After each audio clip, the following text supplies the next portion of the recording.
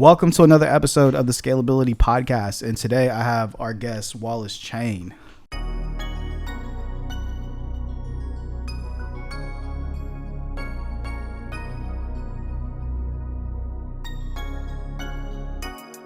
In my season, yeah. Fell on my knees because I need them, yeah. Finally walking in my freedom, yeah. I'm so blessed, I know you see it, yeah. This my season, yeah. Fell on my knees because I need them, yeah. Finally walking in my freedom, yeah. I'm so blessed, I know you see it, yeah. Welcome to the Scalability Podcast, your go-to resource for those who want to profitably grow their business and life beyond the limits of your personal time, energy, and skills. What's up, buddy? What's up, dude? Dude, I have been wanting to get you on the podcast for a minute. I know that I asked for a Wi-Fi password, but screw it. I got a whole bunch of things on my head. I don't need a Wi-Fi password. So you are the founder of Metis Real Estate. Correct. Okay.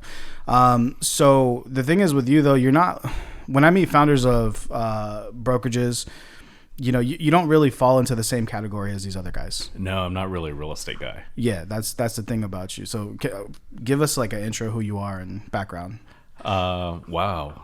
Going deep already. Yeah, fuck yeah.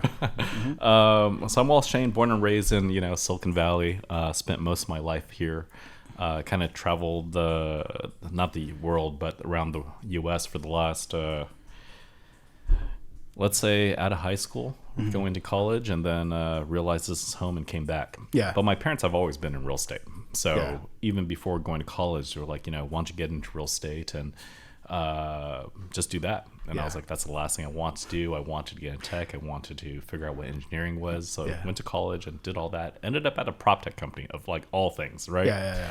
And then I was consulting brokerages on a nationwide scale, really kind of what you guys are doing right now, how to market, how to set up campaigns, how to do growth funnels. Yeah.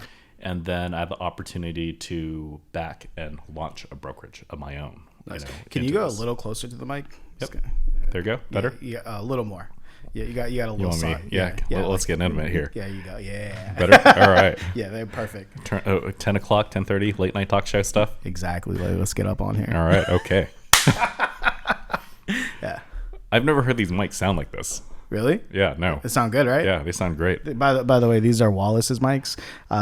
We are eventually, my goal was to get these mics, but we're building up to that. But hey, when you have friends at the top, your friends at the top have resources that you can use. So keep going. My office is your office, Anthony. You know that. So jump on here anytime. Appreciate it, man. Yeah, so I was kind of just going through, and then Buddy was like, "Hey, you wanna back us and launch another brokerage?" And I was like, "What do you know that I don't?" And he broke things down, and I was like, this has wheels. I think we can do it. Yeah. And yeah, so we backed him, and that first year went down in flames. The whole thing sucked. Like the whole team fell apart. Nothing was going right, and. Yeah, it ended up, what do you do? Do you call it quits, or do you, do I double my money and make it work? And I decided, let me buy out all of you, and then let me bring on a new team. I still think the concept worked. I just think we have the wrong team in the opera. I think, and really in retrospect, our roles were reversed. Yeah. I was always more of a visionary rather than an implementer. In this case, I was worse. I wasn't doing shit. I was a silent partner and just watching the whole thing, just crash and burn. So I'm screaming in the background and thinking, these guys know how to operate a brokerage. Yeah. And then buy them out, jump on in, and then test see if the rubber meets the road. And yeah, we got traction. It worked. And then I also realized, that business model is bullshit. Yeah. We could do the same amount of business. I'll double the money next year. What was the business model exactly? It was discount, but we didn't look at it as discount. So it was, most brokerages won't let you dip below, I don't know, something like 1.5%. Yeah. I think we were listing at 1.5% or 1.3%. Yeah. But we're also chasing the other end so we could double end. And if you know anything about real estate brokerages, insurance hates this. They don't like it when you double end. So it wasn't really a sustainable model anyways. Yeah. And what's worse is even though you're giving full freight, so the commission we're giving out was 2.5%, and the commission we're taking in was like 1% or 1.2, 1.3, something like that. End of the day, for the amount of work that you did, and the commission rates here in Silicon Valley, we're making like $2,000 an hour. So I didn't look at it as a discount. But we also realized I was leaving at least half on the table in every transaction. So like there was total 3% total for the whole transaction? No. So total is 6%, right? 3 in, 3 out. And most brokerages here, or most agents, charge like 5%, 2.5. Or if I charge like a full 6, I'll carry 3.5 in-house, and then I'll give 2.5 out. But you need to give 2.5 out. That's a respectable number. That's what buyers or agents work for. Yeah, totally. So I have to give 2.5 out. That's non-negotiable. And then I'll take 1.5 or below in-house. Interesting. And we looked at it as full service. It was still full service. We did everything: open homes, media. We didn't cut corners. So it was full service, but at a lower fee. But the perception in the industry is like, hey, you're a discount brokerage. Right. Yeah, and that's like a race to the bottom, right? Yeah. And by the way, like because I know you, I know you. I've been following you for a long time. Nothing about you is like discount. Like no. I don't get that vibe from you at all. Like if anything, like so just so you guys know, if you guys ever get a chance to go out to eat with Wallace or just like be around him, dude, your vibe is like you just attract things to you. You're not a pushy dude. You don't got like that like cheap car salesman vibe to you like at all, right? Like you are very much like I don't know. I feel luxury around you, bro. Thanks, bud. You're talking me up, and That's right. I'm none of that, but we just try to be comfortable and try to live a good life. That's our whole motto at Metis is to live better, right? And that means so much different to any other one.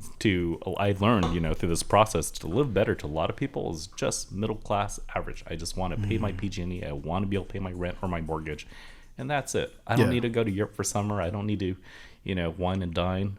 We're good. That's living better to me, and that's all good. We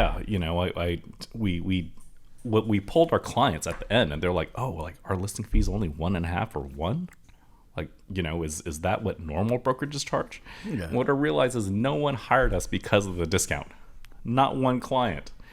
They expected to negotiate a little bit, but they're like, well, if you're going to do the negotiating for us, great. It's just a bonus. We're going to hire you anyways. So the very next year, we're like, well, we're canceling that, right? I love that. We're not doing the discount thing. No one asked for it. We gave it out, right? And we could double our income right away. And as a startup and as a business, if you're not keeping the lights on, if you're not keeping your team employed, and you're not creating value, then you're really not contributing anything else into the world. Dude, you know what's really interesting about this? So I don't know who the rest of your team was, right? And I don't know who you were. How many years ago was this? Metis was founded in 2014. 2014. We're just going to burn that year. I wasn't really involved. So I became CEO in 2015. Okay. So I don't know who you were in 2015. But I think that it's funny that like, because you started as a silent partner and you were not really in the trenches, and then finally you're like, fuck this, I'm going into the trenches. Like, right. Who else? I could only imagine the feeling, right? Your money's being burned, you feel helpless. Okay, I go in, right? And then you realize while you're in the trenches, oh, the reason why people actually do business with us is not because of the money. I wonder. So now when it comes to your guys' commission fees, now are you guys charging like for the full 6% every time? Well, it's normal brokerage, right? Yeah. And I always say, charge what's fair, right? Charge what's fair.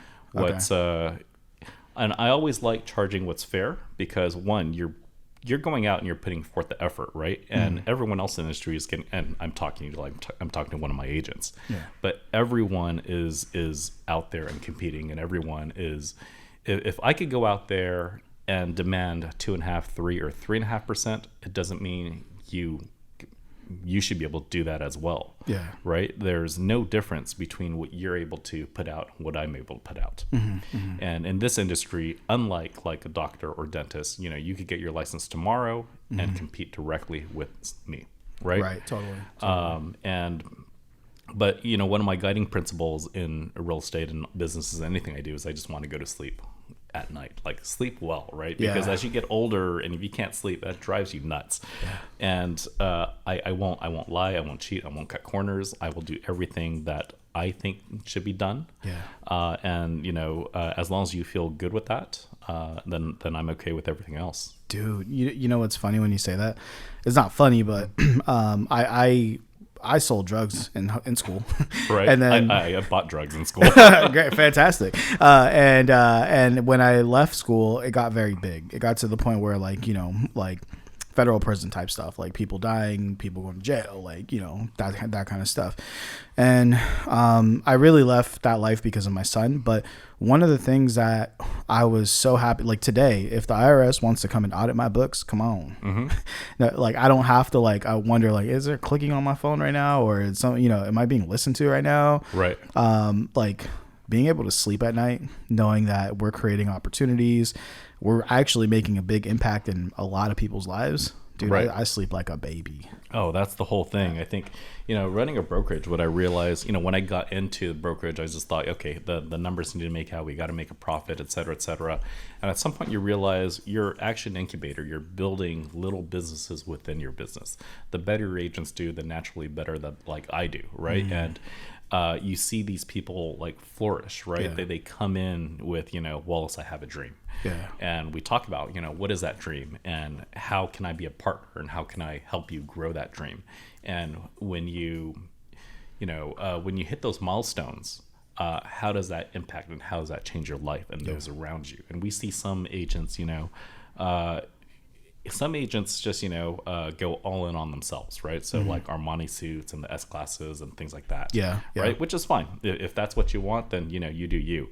But more often than not, you know, we see people really benefit their friends and their family, right? So they're hosting more get-togethers. They're paying for like their nephew's college. They're, you know, taking care of their parents. They're giving back to communities and really, you know, really being the connecting fiber in the fabric of their, you know, friends and family's lives. So for you, now that we're having this conversation, it makes sense. Because when I first met you and I was asking you, like, because I've always been a connector, like, and that's just, I don't know, it's always been in me. I think it's probably the book, The Go-Giver. I think I read that book really young, because you know, everybody talks about, especially like in the hip hop world, right? Go get it, go get it, go get it. Right. And then I read this book called The Go-Giver. Excuse me. Ooh, Celsius. Is that a plug? Yeah, dude. These things are bad for you probably, but they taste great. The real plug's the Gettelsteiner. Oh, you're going old school. Dude, this stuff's good. But that book that I read, The Go-Giver, I remember there was a specific part of the book where a guy gave a referral to his competitor inside of that book. And I remember thinking, like, what? Like, why would you ever give a referral to a direct competitor? And then later on like down the line in the book, the competitor ended up giving that guy like one of the biggest opportunities that he's ever had, right? So the lesson that I got from that book was like, okay, I can bring value to everybody, like all the time, right? And when I start a relationship, I like to always bring value at the beginning. I don't, even if somebody doesn't ask, right? I figure out like what is it that they actually really, really want, and then I try to help them get it if I can, right? In this case, when I met you, I was like picking your brain about agents, and you know, at that time, the only brokers that I knew were brokers that would recruit anybody with the pulse, right? that was it, right? Like, so there was no real qualifier for these, you know, for these brokerages like the Keller Williams, the Century 21s, the Remaxes. Like, it's turn and burn. It's a total numbers game, right? And then I met you. I remember it was like a fancy open house. I don't even remember where it was at. It was a beautiful backyard. I was with my friend Kate at the time. Or actually, maybe it was later. I can't remember. But the point is that when I met you, you were like, yeah, you know, we don't just let anybody here, right? And I was like, huh. You want to know the truth to that? Yeah. I just don't have the bandwidth. I mean, when you talk to big box brokerages like KW or Coldwell Banker, they have a whole recruiting platform. They have a team that's cultivating these agents. As a boutique and independent, I don't have that, right? So I'm really working directly with these agents. I'm also, I think I'm treating them fairly too. Get started as an agent costs so much. Everyone's nickel and diming you. Your MLS fees, your DRE fees, your super key fees, and by the way, your E&O insurance fees, your transaction coordinator, like you get nickel and dime to death. So to get over that hump and to actually start making some money and having impact is really difficult, especially, that training, all that stuff is not free. And most agents don't really take that much from it. I tell people this business is like a gym, right? All the equipment's there. You got to use it. Yeah. If you're going to the gym every day and you're just, fist pounding and drinking shakes and walking out and you're like, dude, I'm like not losing weight. It's not working. Yeah. It's definitely the gym's fault, right? Nah. Dude, go in there and pick up the weights and, run on the treadmill and get some work done. Walk out sweaty, right? And then you'll start seeing results. Brokerages are the same thing. And I just don't have time for people to chill and by the water cooler. I don't have the bandwidth. That's a great analogy. So my question to you is, did the first team like burning down in flames, right? Oh shit! Yeah, I'm wondering like if that had also any effect on you, the way that you choose team members, right? Because like nowadays too, like even for my company, in life. There's people that show specific characteristics of people that I knew in the past. Right. And like when I was growing up, bro, I went from school to school to school every couple months. Are they like red flags or beige flags? Red flags. Like sometimes I hear certain tonalities in people's voices. Sometimes I hear, specific words. There's a specific way that people walk or a specific way that they carry themselves. And those, I remember I used to think it was such I used to hate my mom for like moving me all the time. But then I realized later on, like, oh, I developed the gift of discernment. Like, because especially like as a young Latino, like I wasn't moving from like nice neighborhood to nice neighborhood. Like, no, I was moving from like shitty school to shitty school. And as soon as you get there, it's like, yo, pick a side. Red, blue, who are you going with? Right. Right. Who are your friends? Learn fast. Right.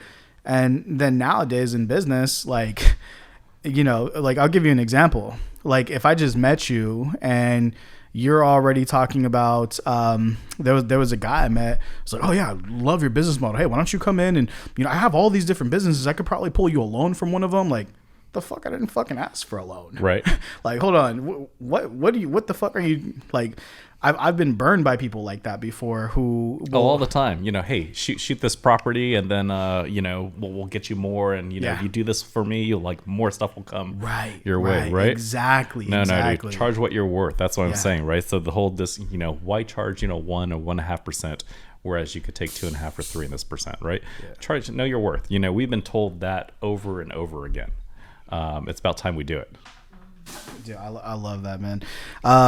So nowadays, right, in regards to the brokerage, because I know that you're working on another product outside of the brokerage, right? And we'll hop into that in a little bit because I'm personally super interested. I mean, just like your neighborhood, from hopping schools to school and taking one set of lessons and applying to the next set scenario. Do your best, right, until you know better, and then do better. And that's not just just here and today, but that's a progression like through life, and that's a perspective that you could walk through life with. So now in your brokerage now, when you're looking for agents now, right? Like, what's the difference between what you're looking for in an agent now versus even like, oh dude, fuck, it's almost a decade. Let's say 2015. Two more years. Right. No kidding. Yeah. Dude, time is flying. Yeah. So yeah, I mean, a lot's changed, right? And my perspective has grown quite a bit in running a brokerage. In the beginning, I just wanted to make sure that it pencils out and the numbers work, right? We wanted to make more and spend less, like a proper business, make it work, right? And then probably as any service industry, maybe, grow it to point and then sell it, right? Yeah. So it's services industry 2 to like 7X, right? Yeah. Usually 2 to 3X GCI is what you would sell brokerage for. Sure. Things have changed drastically throughout the years, right? With Compass IPO and them buying a bunch of brokerages, valuations have like drastically changed. So like when you say valuations have drastically changed, right? So, and when you say like 7-8 times GCI means Gross commission income. Gross commission income. That number never made sense because that never went into the brokerage, right? That just like you were saying, you charge a margin on your VAs, but you don't keep the margin, right? You still have to pay overhead and all the stuff through it, and a lot of that fee, talk about the whole fee goes to the VA, right? So it should be GCI minus like. Gosh, most brokerages, producing agents are what, like 80-20 or 75-25 or something like that. So it should have been like 20-30% of the GCI is what you're looking at, and then you multiply that. And that's and this is where like and this is why VC so this is why software is so interesting to me, because outsource plug. All right, 7-figure company. Maybe in the next 3 years it'll be 10 figures, right? Probably at best when we sell it, it might sell for 1.5 valuation. Like it might sell for 1.5 X of the total gross revenue, maybe, but if we built the next, the next Upwork or the next, well, you want to build in IPs, right? You want to build in intellectual property, and that's primarily done through like software. And if you can become like a marketplace, like Upwork, if you connect, so. What I do with Metis is I broker properties, right? You want to buy real estate, I facilitate the buying and selling of properties. And then I collect a commission or a margin on that. Yeah. But bro, you've been doing this your whole life, right? Talk about, the hustler in high school. You buy drugs at a certain price point, you sell at another, you still collect that margin, right? So that's at the lower end. And you could do this with any product, any physical thing you could inventory, any SKU. And then I'm just doing this on a real estate. So real estate properties, commercial, et cetera, right? You can also, you look at private equity, or you look at people who buy and sell businesses, right? Who they will take outsource plug and do the numbers and put a valuation on it. And then they help package that out and they take a commission on that, right? And they're like, if you look at the model like Goldman Sachs, when they're brokering like IPOs, so you could scale this in any model and collect that cut. Interesting. Yeah, man, that's so. I have a friend who actually I want to introduce you to him. His name is his name's K, but he basically, he's now a VC, right? So he's been entrusted with a really big fund. He grew like one of the best networks here in the South Bay area, and he actually ended up meeting a VC. He was like, dude, you have all these leads on all these companies, like, here's like, I think he gave him like $30 million and was like, hey, anything that hits, we split 50-50. Right. Okay. Right. So I want to introduce you to him because he has a fund right now to angel invest. But why don't we go into now? I think right now is a perfect way to segue. So like, what are you actually building? Because and I want to start off by saying this too. Like, guys, like not just any real estate broker is going to be able to build a software that is worthy of like raising capital from VCs or angels or whatever. And a reminder, going back to your background, right? You've been in tech, like you. I come from tech, right? Okay. I mean, growing up in Silicon Valley, my father was an engineer. He was in tech, and he was kind of an entrepreneur himself. He, you remember the time where you were building your own computers before like Gateway came out or Dell came out, where you could just buy PCs? Okay. I was too broke at that time, but I'm gonna, You're hustling. We were buying the ready to go computers. But. Got it. So before that, you had to build your own computers, and my father sold pretty much processors. So he would buy them through like Intel and AMD, resell them, motherboards. He would sell like every little bit for you to build your own computer before Gateway and Dell came in and just kind of like took over that whole industry. But growing up here in tech, growing up in Silicon Valley gave me two things, right? One, a good understanding of tech, and then entrepreneurship just runs through this valley. Yes. If you're asking me what I'm up to, so I learned my strengths and weaknesses in running a brokerage and what I like doing, and I really love. In the day, I'm a marketing guy. I love communicating kind of what we do, right? And I love helping people, transition, home sales. Yeah. Right. Because I look at a lot of one, my guiding principle in building Metis and hiring agents is I want to hire the agents, the people that I want to work with. Yeah. The people that I entrust to sell my property the right way, or I could coach them in how I do that. Right. Mm-hmm. We just sold a property in a community in San Jose, during the last, 3-4 years, we had the biggest boom appreciation in real estate in like history. Yeah. The most expensive property that sold in this property was 2018. So I was looking at those numbers and I was like, why? Like, this doesn't make sense. Mm-hmm, mm-hmm. And what I realized was people were just, taking the AVM, the automated valuation modules from like Redfin or Zestimate, things like that. And they're like, oh, that's the price, that's the value. No other agent was kind of thinking outside the box and reading the numbers. Yeah. So we took a look at this, and the course of sellers like, yeah, the most highest price was, that price point in 2018. Mm-hmm. We don't expect to get that. And I'm sitting here, I'm like, why don't you get that? You have a premium home, it's premium lot. You have the same floor plan, and bro, we're 5 years later. Yeah. Your home should be worth more. Yeah. But anyways, we put all that together, and we shattered the record. I haven't gone public with this like at all, but here we go on the Scalability Podcast. Right. But you have to look at the numbers and you have to think outside the box. Don't be the sheep, right? Be the wolf in that scenario. But what I also realized is, I could really grow the foundation of agents here, but I'm not like a Compass. I'm not like a Redfin or Keller Williams or Coldwell Banker. Yeah. Like I mentioned, these brokerages, when they grow to that size, they have bandwidth and they have resources that I don't. I will never have those resources as a boutique. Do you want them? No. Good. It's not what I'm here. So Metis is kind of a lifestyle business. It does well. It creates a great foundation.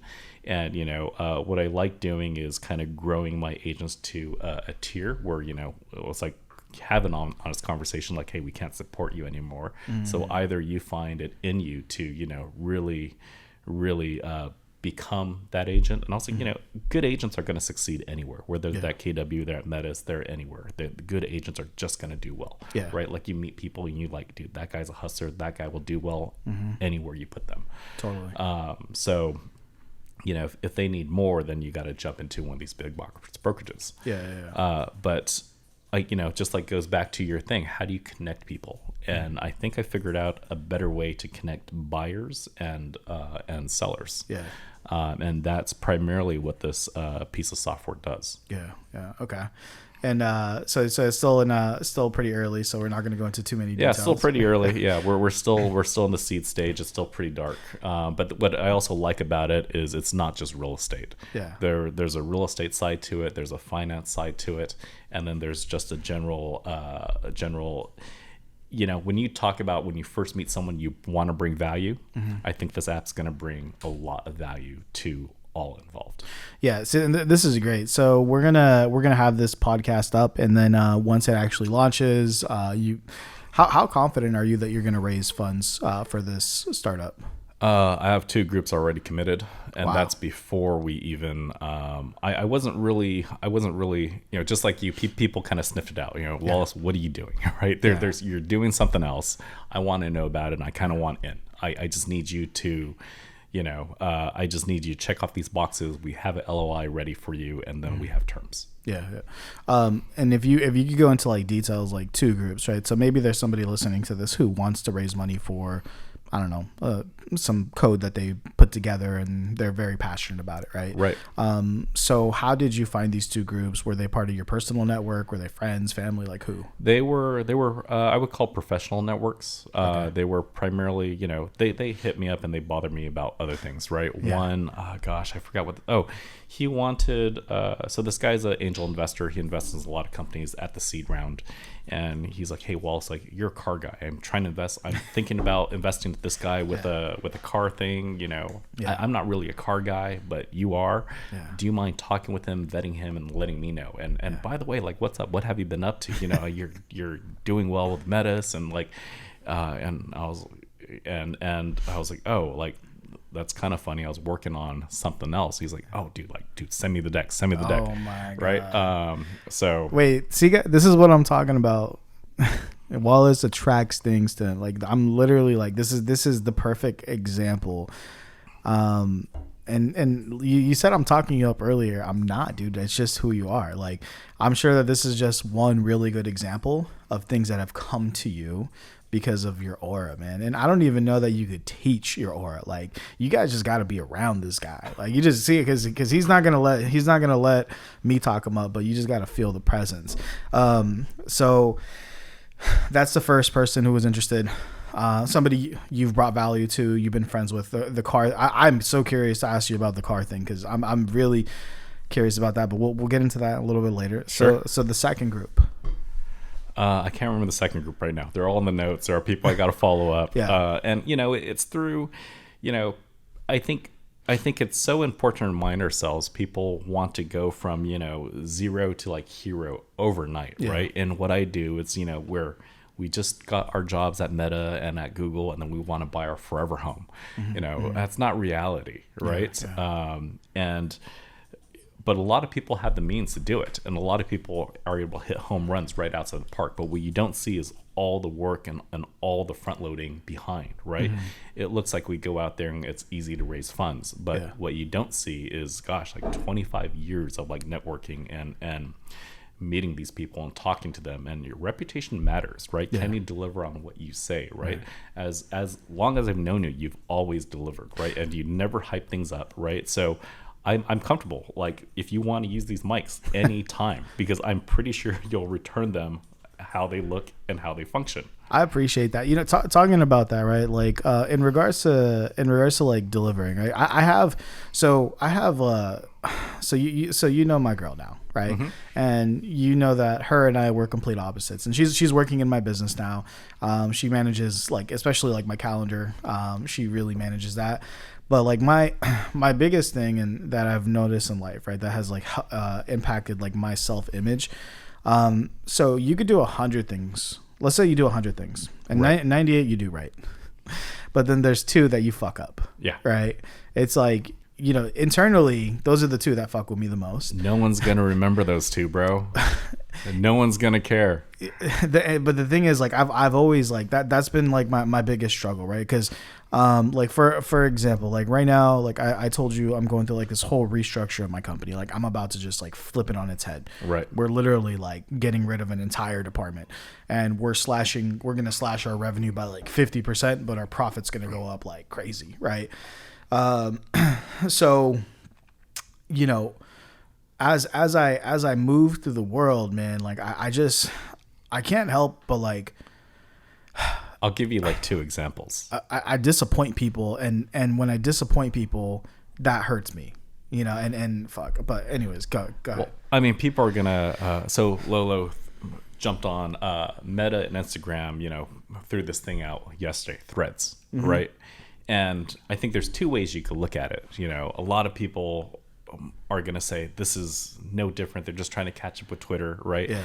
And it's just another place where people throw their opinions and create this negative cesspool. Yeah. Right.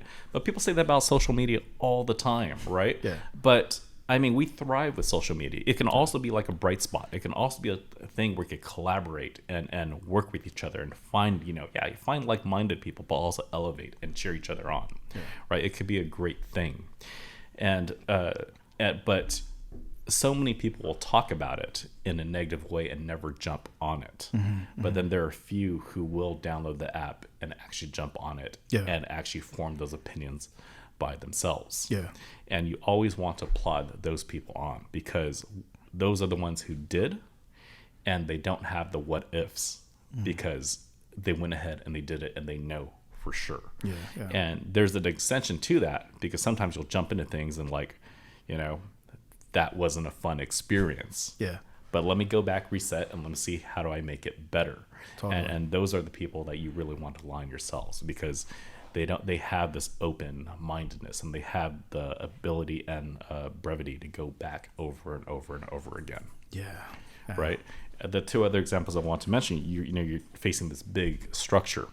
Yeah. Everyone wants to go. Every batter at every baseball game wants to go out there and hit a home run, right? They all want to hit a home run, but and you always hear these people, these big hedge funds, or, saying like, oh my God, they traded that bet and they just like went through the roof. Awesome bet, right? Yeah. And, the people who are most likely talking about these, they're like either day traders, they don't trade at all, right?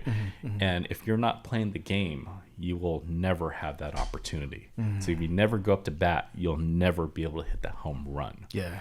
Right? So, worst case scenario, you go up to bat and you get a base hit. Base hit's okay, right? Yeah. I feel like I'm on a base hit right now.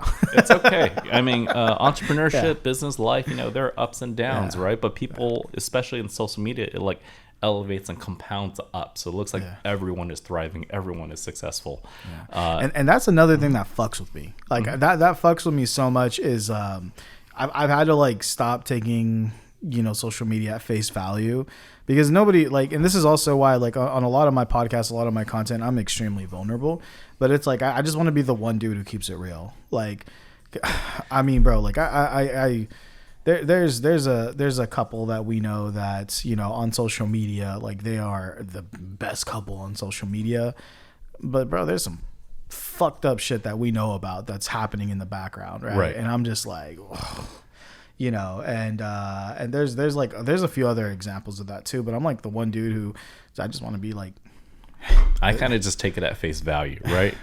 You want to, I'll be your biggest cheerleader. I really don't care, right? And the stuff I share, I'm pretty private, and I don't really post that much. I learned I'd had to post in what we do, because I can't tell my agents, hey, you got to be social and you got to, where I don't do shit, right? So you have to share that. But like, look, if you want to show that you're on the back of a boat and going through Capri, I'll cheer you on. That's awesome, right?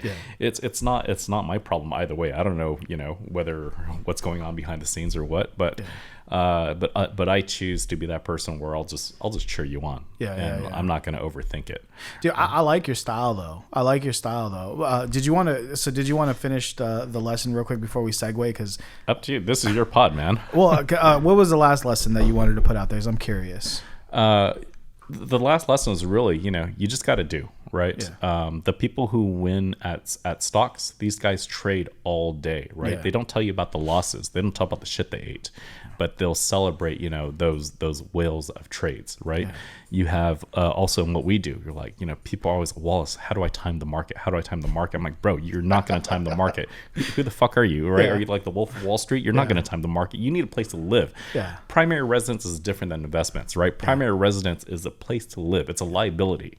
You go there, pay your mortgage. You do that where you go to a guy like me, then you rent a property, and then you're paying me to do like whatever I want, the cars or the trips or whatever, right? So buy the home, pay the mortgage, build your equity, and then build a brighter future. But you have what I was saying is, you have all, oh man, this person's bought like at the right time, and their portfolio soared. I was like, no man, John buys all the time. He buys like 3 or 4 properties from me like every month. A lot of them go to shit. But he knows over like 10 years or 20 years it all compounds. So what you're looking at his portfolios, you're looking at what we did like 15 years ago, and you're like, you want to be who he is like in 1 year. That's impossible. Right? And you don't know half the shit that we went through. And before we segue, like the last thing is I have a lot of respect for you hopping into the trenches, okay? Because there's been I think especially like guys in tech who their background is like in coding, or basically their background is like they got soft hands with no callus, right? Now obviously my hand's pretty soft. Checking now I'm all self-conscious. Let's talk about what's the word, theoretic callus, right? And but the thing is that you went in from being the tech guy and going into real estate, and there's things that, well, to clarify, I was never a tech guy. I was never an engineer. I was always I was a project manager. I knew enough about coding and tech to bridge to like the creative side to like the non-tech side. Fine. You were the equivalent of somebody though who's like a worker in tech, right? Right. Were you basically, dude, going into real estate is not sexy. It's when you're in that world, when you're making like what kid grows up going gosh, I don't want to be a fireman, I don't want to be a cowboy, I don't want to be a celebrity. I want to be a real estate agent. That's really what I want to be, Anthony. I want to be a real estate agent. Nobody. Maybe, I don't know. Now they're selling Sunset, and there's, $1 million listing. Well, okay, fine. Nobody back then, but now it's looking sexy, right? Now entrepreneurship looks sexy. Entrepreneurship looks sexy. Real estate's a whole different thing. Real estate has like this used car salesman connotation around it, which is why I think there's this whole stigma around it, right? Yeah. Well, you went in and you learned things in the trenches that you couldn't have without like diving in. Oh, right? Dude, I learned I was a complete idiot. I mean, gosh. So I'm consulting like KW. I'm consulting like Lampnell Realtors. I'm consulting like Fortune 500 like brokerages. These are massive organizations. And I was like, this is not that hard. I know how to do this. Fuck, dude. I had to forget everything I thought I knew. I had to relearn the business from the ground up. Yeah, well, you were dealing in theory, right? Right. Yeah. I never did the work. Yeah. And here I am, like, having to do the work. Yeah. And, originally I thought I could bring on agents kind of a Redfin model, right? I could silo them into specific tasks. You write the contracts, you review contracts, you give me the negotiation points, you do the showings, etc. So no one, and I figure I could pay them on salary. It did not work that way. Well, dude, that's but the beautiful thing is that you dove in, right? Yeah. And like I was talking to this guy at my church who he wants to start a business, and he came to me with a few different ideas, right? I'm trying to coach him, and he came to me with three ideas. One of them was I want to consult high school students on how to basically get their resumes done. I'm like, okay, they're broke, don't service that. Like, please don't service that. It's just, unless you're like getting the money from their parents, like, don't sell stuff to broke people, right? Dude, this freaking mineral water. Excuse me. The second idea was there has to be a market, right? It has to pay your rate. Yeah, exactly. And I think Alex Hormozy talked about like that very specific model too, right? Like, don't. You might be great at writing resumes, but dude, don't do it because these people are broke, right? Also, no, it's not authentic. I'm gonna hire you on a resume. You're gonna come here and like. Who wrote this resume? Who are you? Right, exactly. It's like, well, this is great, but then there's you. And there was one other idea, I forget what, but the third idea was like a sauce. Mm-hmm. So, I worked inside of this kitchen. I made sauce. I really liked it a lot, and I made my own sauce. My friends and family think it's great. I'm like, dude, fantastic. So let's nurture this idea of the sauce. So like we're meeting up this Friday, and I gave him like a game plan. I was like, okay, dude, I want you to create the sauce, create the brand, create the name, get the website URL. Like I need you to do all this like in a week. Yep.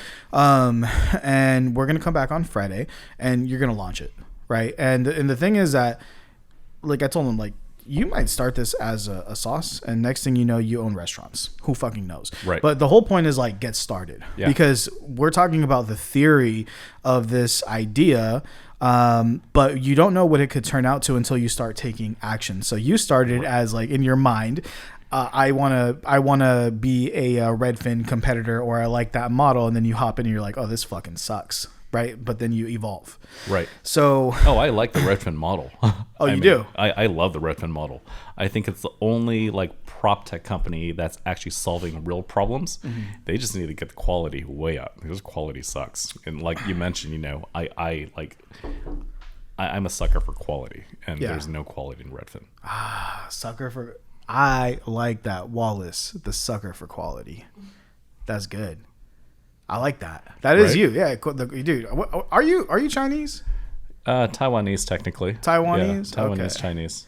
Okay, man. Because what's the Japanese thing, right? There's like did you hear about Japanese and quality, like the story about how they how you just refine. I love that shit, right? So when I was in corporate, now we're on sneakers today, but when I'm going to date myself, but when I was in sales, you wore suits, right? And then with suits you wear lasts or leather shoes, right? And back then, you got to college, you jump into job saving. We talked about this, you go to Goodwill, thrifting. Now it's cool when you did it, it wasn't so cool, but you look good, you go do the part, right? And as you get better at what you did, you bought like better quality things, better quality suits, better quality shoes. And you go from something like Allen Edmonds American Made, or to like a formal American Made shoe like Alden's or something. And then but down the road, at the end of my corporate career, I realized there were Japanese shoemakers, and they made beautiful things. Really? Because what I liked about the Japanese aesthetic is in the West, we commercialize things and we're capitalists. So we try to make quality is subjective, right? So there's a scale, it's if it just meets spec, it's okay, right? Yeah. But let's get the manufacturing process so we could pump out, where the XY maximum profitability. Yeah. Japan doesn't worry about the profit. They don't worry about the bottom line. But what they want to do is they want to do better than the last one. And they use old school craftsman skills, right? So very analog. They last one person making the whole thing, no assembly line, just one guy working on your things. And his life mission is to refine every pair of shoes until the day he dies, right? So he gets better every time he does it. And that's how I look at, I call everything a practice. Gosh, we've brokered hundreds of properties, been in thousands of deals, and every one we're trying to improve, right? And that's really what I like about the Japanese philosophy of that. Yeah, that's good, man. And so do you know where like the original like quality of the Japanese like came from? Like where there was I forget the guy's name, but there was an American guy who was out there, and I think he was like an army general or some shit like that. Right. And he was like trying to use a phone, didn't work. Like all the technology just didn't work. Right. So he was like, fuck this. They call a guy. I hope I can get the name of this dude because it was such a good story. But it was an American guy who went out there and basically started the culture of like quality, right? So then now, so now like, so basically they created this entire culture of quality. They created an award for it, and Japanese culture now, like everything that they bang out is quality, and right.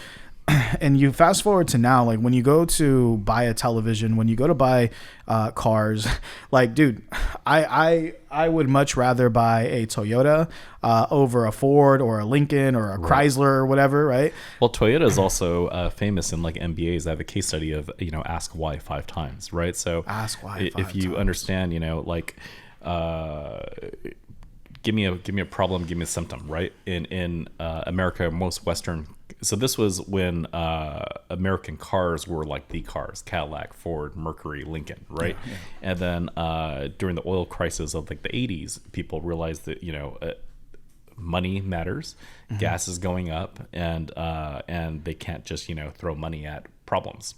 So they wanted to buy quality, they wanted to buy something reliable, but they also didn't want to buy like luxury. They didn't want the Cadillac. And this is where like Toyota supremacy came, because they weren't just fixing little problems, they were asking why 5 times. So yeah, there's a dent in the panel. How did that get there? Okay, just touch it up and paint it, but you're gonna have to do that every car. So how did that dent get there? Go back in the machining, find the machining was wrong. Okay. Yeah. What was the source? What created that problem issue? So go back 5 times. Yeah. And it was Wallace who came in on a Monday and was tired. Get rid of Wallace and the whole thing, you get a better product, right? Yeah. So really treat the root of the problem rather than just the symptom. Yeah, interesting. Yeah, and dude, like that's there again. It's no surprise why. I mean, for the longest time, especially like if we go back a decade and a decade and some change, right? Wasn't that long ago? Yeah, I feel like we've almost known each other for a decade. Yeah, it does. But the point is, though, coming back to the point, I forgot the fucking point. That's just like Anthony. But all right, that's the name of another podcast. Wait, what's the name? I forgot the point. Dude. So Wallace is a sucker for quality, and so we're getting close to the end, and I can't do a podcast with you without talking about cars. Okay? Sure. And so here's the thing with cars, right? Like I've always been like broke my whole life, right? Me too. Dude. So I've like, I'll just tell you what I want, dude. I have my stepdad has a 1998 drop top Eclipse GSX. Yeah. Old one. Twin turbo all-wheel drive. Sitting, just parked. It's old, like it's beat up, right? Yeah. And dude, I want to throw like $10,000 into it. And put like a roll cage, rebuild the motor, right. Like paint it, and get some race seats in there. Right. Like the child in me wants to do it, and also like I think that thing's like badass.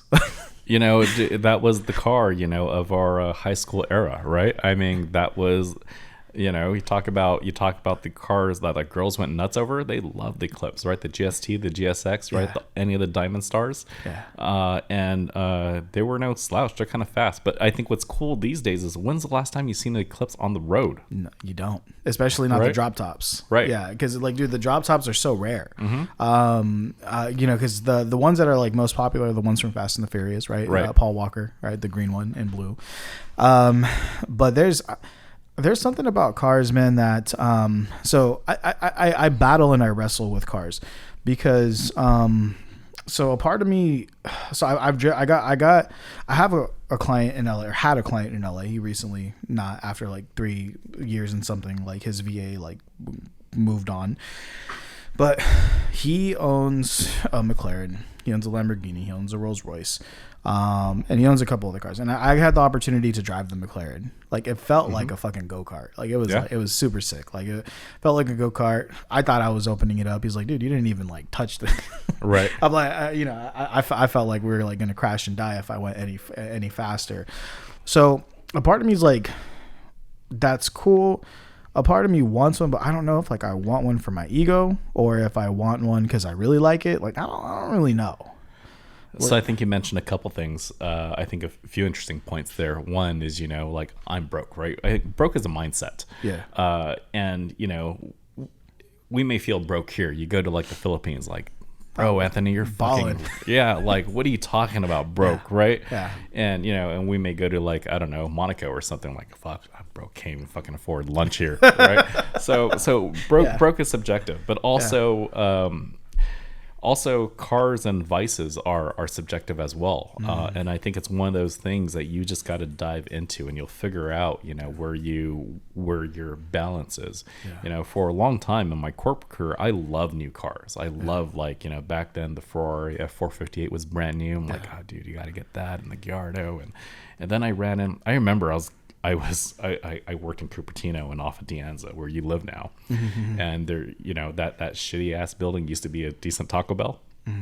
I drove and there was I think a Yasso's, the Greek place, right? Okay. So I was going to Yasso's for lunch, and there was this like old VW that was like done up really nice. This Apple engineer named like Jason, and I was like, what the fuck is that? I think that car looks so dope, right? I was like, I don't know what that is.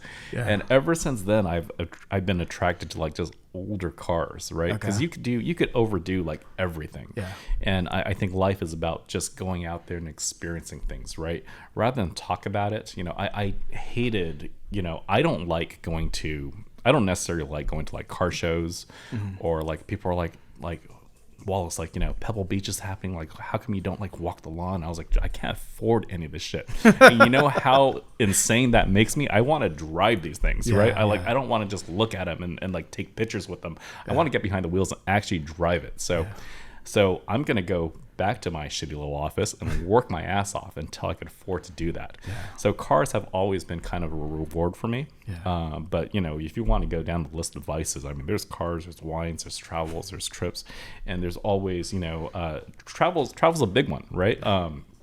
Because you have all these people who I'm like, bro, like, how the fuck are you doing that? Like, you're going from was it France to like Hong Kong to like Monaco, and then they're like, oh yeah, there's a 24-hour layover. You just buy the ticket to like Monaco or like Hong Kong, but you have a 24-hour here and there, and you stay at shitty hotels or just sleep at the airport. I'm like, yeah, bro, like, never mind. Fuck that, right? No, not you know. So you talk about, you know, it looks glamorous. But, you know, end of the day, you know, you're just eating like French fries in an alley. But the point in cars, you know, it just depends on how do you actually want to experience cars. Do you just want to drive it, or do you want to own it, right? And you know, if you just want to drive it, you know, shit, you could rent whatever car you want pretty much anywhere, right? I actually don't recommend Turo, but there's a Turo's not great if you own a business or you're considered anywhere like high net worth. Insurance policies don't cover. They don't have the limits to properly cover you if like anything like terrible happens. Okay. They could come after both you personally and professionally. So I don't It's really difficult to recommend Turo. But dude, do your homework and rent through like Las Vegas is Speedway. I think they do an awesome job. Yeah. Like, you know, so how I like cars is, do you have to own it or do you just want to experience it? If you just want to experience it, dude, like just rip through them. Dude, I'm ready. So right now my daily driver is the Audi A8L. And it's a great fucking car. I love it. Yeah. But dude, it's so expensive to maintain. It's such an expensive car to maintain. Right. And dude, you know what I saw on the freeway the other day? Okay. Lolo keeps like laughing at me because of this. Bro, it's so sexy. Orange Jeep. No. Dude, the orange Jeep is, I have a love-hate relationship with the orange Jeep. It's my girl's first car. And I feel like I'm gonna tip over every time I drive it. But It's part of the fun. You're experiencing it. Right? I just, that car, you put the, like, it just feels like it's fighting to do its job. Like you're on the freeway and it's just like, you know, you have like, you know, the Audi's just smooth. It just goes. That's a feature. It keeps you awake and alert. So but dude, the car that I saw was so fucking sexy. And I didn't even know, like I saw it was black and I'm like, dude, what the fuck is that? Like, the reaction you had with the VW, right? Mm-hmm. I saw a 2023 Toyota Prius. Yeah. Oh, we definitely did the, what do you call it? You know that meme where couples holding hands and this girl's walking by and the guy turns around and yeah, we totally did that with the Prius. And Dude. They look great and they're practical, 52 miles a gallon. Yeah. And you know, among our friends, we joke it kind of looks like the new Ferrari SUV. But oh, dude, it does. Huh? Yeah. And then you know, I'm a bunch of we're friends with a bunch of entrepreneurs. So the next thought is, hey, let's print out a Ferrari decal set for the new Prius and sell it on Amazon. Dude, oh my God. Yeah, I don't know. I think I'm going to get rid of the Audi. Or I think I might give the Audi to my girl and then... Look, I may be a car guy. You're calling me a car guy. But I owned a Prius, a third generation Prius in the last kind of... so I had a VW Touareg, right? Mm-hmm.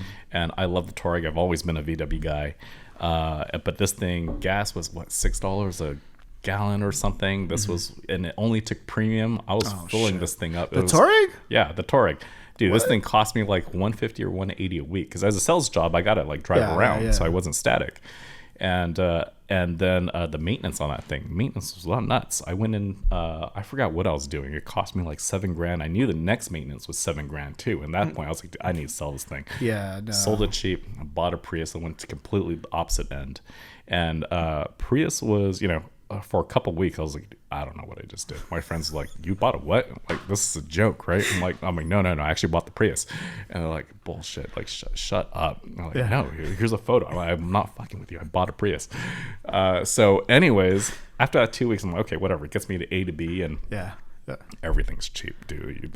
The finance, the car was cheap. It was financed at nothing. Insurance cost nothing. Gas cost nothing. And at some point, like I've owned it for like 3 or 4 years. Some dude in Sacramento like finds me and says, I'll give you this much for your car. I'm like, are you fucking with me? Yeah. I basically told him like, hey, you're coming down. I'll meet you. If you're just gonna like rob me for the car or like you're gonna like, you know, kidnap me or something, just tell me now. I'll still meet you. Yeah. Right? And he's like, no, I just like want your car. And so he comes down and, you know, he's like, yeah, the car's perfect. Like, and then he's like, how firm are you on the price? I'm like, fuck this, dude. You came down from Sacramento and wanted the deal. I'm holding. Yeah. He's like, okay, you're fine.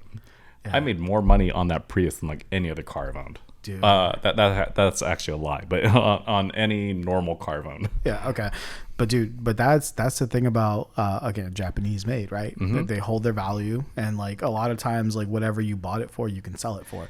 And then, well, the life lesson is do the unsexy shit. Yeah. That will actually make you money. See, but now it's sexy. Dude, that's so like that's the talk we're having now. But also like, okay, I've been following you for a minute, mm-hmm. and you've always like you change cars like consistently though, and like I've seen you. I think is a Land Rover or 4Runner at the moment. 4Runner. Okay, why the 4Runner? You know, we talk about dreams, hopes and dreams, right? Yeah. And I the decisions I make today is basically what 17, 18-year-old Wallace wanted. Mm-hmm. 17, 18-year-old Wallace was in high school, and in high school, the 2000 4Runner was like the sexiest fucking car. Yeah. I didn't own a 4Runner then, and I've always wanted a 4Runner. I've never had the opportunity to own a 4Runner. Yeah. So, a few years ago, needed a car or for whatever reason. Yeah. Why not buy the 4Runner? Yeah. And then I found out there was a wait list for this specific one and made me want it more. Yeah, dude. Because I've also seen you like in Porsches. Yeah. Right. VW kid. So Porsche is just a fancy VW. Is it? They're owned by the same company now, and if back in history, VW wouldn't have been around without Porsche. Porsche helped build the VW brand, and then he went off and do his own thing. And then if you look at, we're probably going deep now, and you want to go deep, but if you look at the Beetle, and there's something called the Abarth, but if you look at the racing Abarths, they propped the engine up because he realized the airflow through better is more aero. And then you look at the 911s, they have this big ducktail. It came from doing your best and then do better. But yeah, I just, I like 911s. They just kind of do everything. They kind of blend in. They're kind of low key. And I just, end of the day, I like cars. I like anything with the motor and four wheels or wheels in general. And, as a young Wallace, always wanted like the Ferraris or the Lamborghinis. Yeah. And then what I learned getting into that, you attract so much attention. Yellow Gallardo, everyone wants to race you. And then the worst thing about that is, I was like 25 in the Gallardo, and I was in a winery in Healdsburg, and this guy was like, "Oh, dude, like nice car," and then he had the backhanded compliments like, "This thing's nice. Like, where do you actually drive this thing? You can't drive this on the road." I'm like, "What the fuck? Like, get out of here, right?" And then what I learned is the nicest. And the definition of a luxury car to me is you get into the car, it starts. You don't have to worry about it, and it just gets you. It's almost like utilitarian, but there's also like a peace of mind. I could park this in San Francisco. I could drive to your house. I could do, and to all those kind of aspects, the Prius is actually kind of checks all that off. Yeah. Right. Yeah, that's kind of how I look at things now. So interesting, your perspective, dude. Yeah. I honestly, but that's just like doing it, right? So you go out there and you do it, and I know what's for me and what's not for me, right? Yeah. But that's not to say I don't appreciate those things. I mean, I drove the new McLaren Altura, a couple days ago, and then I was invited by Ferrari to drive their 296 GTB. So they're both hybrid platforms, and I was like, I can actually tell you, Altura's garbage. The Ferrari kicked its ass in every which way. How do you get to that level where you're like getting invited to drive fucking Ferraris, bro? I mean, it's just it's a sales game, bro. I mean, they think Wallace may buy a car, right? So let's invite Wallace, and we may, things do well, right? But it's also it's huge networking as well. I mean, you go to these cliente parties, you see the same people, you talk the same thing, right? So like, bro, I'll come if you invite Anthony, right? Okay. And I think that's a very, I think that's also a very important thing. Like in business, you want to uplift those around you, right? So, normally say you wouldn't have access to it, right? But I think you're the quality, you're up to snuff. Let's go ahead and invite Anthony. Let's bring him into this thing. Anthony hasn't bought a Ferrari yet, but like he's right on that cusp. Yeah. So let's introduce him to the lifestyle. Let me introduce you to a few of these things, and then, like by the third or fourth time, dude, Wallace, I need a Ferrari. Yeah. Right? That's so interesting, man. That's your perspective shocked me. Just so you know, like I was talking to Lolo like on the way here about like the whole car thing. Because I've always, if you guys, by the way, at the end we'll give your Instagram, but if you guys don't follow Wallace, if you guys don't follow Wallace on Instagram, please do. Do me a favor. It's my Instagram's private, so if you do follow me, just message me that you listen to the podcast. Yeah. If you made it to the hour mark, okay, then you deserve to follow. Bro, you know what's crazy about this podcast? Like, I got people running up to me that like in random places who like come and talk to me, who listen to these podcasts, and it's like they talk to me like they're my friends. Mm-hmm. Like they know me, but I don't know them yet, and it's so interesting, right? Because like I listen to your pod. We're like homies, right? Right. You don't know this, but you know. Exactly. Right. I had coffee yesterday. I was listening to you, dude. It's so fucking interesting, man. Like the effect of what's going on with these podcasts. But okay, so it's time for us to start wrapping up. But with that being said, man, there's I always like to end my podcasts again with like the uplift, right? So there's somebody out there right now who, you know, they listen to this, they've been inspired by you, and maybe they want to do what you're doing. Maybe they've been a agent for so long and they want to own a brokerage, and maybe they're just like, you know, I really want like a Metis for myself, right? But they're probably also like on the cusp of like giving up. Like, okay, you know, what do you got to say to that person? If I could do it, you could do it. I'm you know, I don't think I'm anyone special. I don't possess any special skills. If you want to go kind of deep and a little dark, my mother, I don't think she was joking with me at the time, but I don't know what it was. So I'm here in the Cupertino School District. It's hyper competitive, right? Mm-hmm. My mom was like, I think I like got a B+ or a C on a test. Yeah. My mom was like, it's okay. You're not that smart. You just have to work harder. Oh, damn. Right. So just put in the work harder. Like when you're about to give up, you know, do a little more. Right. Yeah. You know, I had a CTO when I first launched Metis, and you know, you want to get technical, analytical, you like numbers. Most agents give up after 3 calls. Well, make 4 and 5. Right. Yeah. I'm telling my agents, call them 5 times at least, right? Yeah. You know, you and I run corporate sales, and you know, call them until they say no, or like, Anthony, get the fuck off my phone, right? Yeah. And then job well done, right? Yes, exactly. But so many agents, so many people like are so afraid of rejection. Like, I dialed them 3 times and never picked up. Yeah. No, right. It's interesting too, because like you don't know what other people are going through in those moments. You don't know, yeah, but you know what you're going through, right? And exactly. And I know I need to get that bag. Yeah, and also too, I think a big lesson I learned a long time ago is, you know, you always got to have, you know, for me, like I built a monthly recurring revenue business, so I know what's coming in, right? Mm-hmm. And I have a lot of security in that, but like, let's say that you are a real estate agent, you always have to put money away. Like you have to have something put away, because you don't know when your next paycheck's coming from. And if you're talking to somebody like, and you are desperate for money, you just radiate that. You give that off. Yeah. Well, the goal is we always tell our agents, treat it like a real job. Build your pipeline where you expect to close a deal every month, every 30 days, just like a typical business. Yeah. But you know, so when I started, you know, I needed this. So I didn't expect to replace my day job. I think that's mistake number 1. Mm-hmm. I was getting paid decent 3 figures when I left to launch Metis. Mm-hmm. But I boiled down my living expenses, what I need to survive, and you know, pay my property taxes and what I spent on groceries and things. So I did all that, and I figured if commissions pay that, then I could jump over.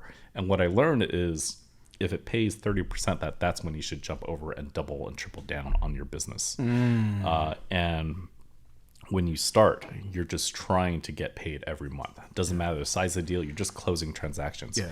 And from there you scale on. So 1 transaction a month to 2 a month to 1 a week to, you know, the goal is still, you know, 5 transactions a week. I want to get paid every day. Yeah. Right? Okay. Well, with that being said, y'all, just do it. And if somebody does want to get a hold of you, what's the best way to do so? Instagram's great. You know, Chane. Chane. And with that being said, brother, thank you for hopping on. Thanks, buddy. And also hosting the space. And guys, if you are a real estate agent that is looking for a brokerage, you're looking for a home, definitely come interview with Metis Real Estate. I think you will be pleasantly surprised at the boutique brokerage thing that they got going on here. Suckers for quality. Thanks, Anthony. Thanks for bringing value to the world. No worries. Appreciate you. And we're out.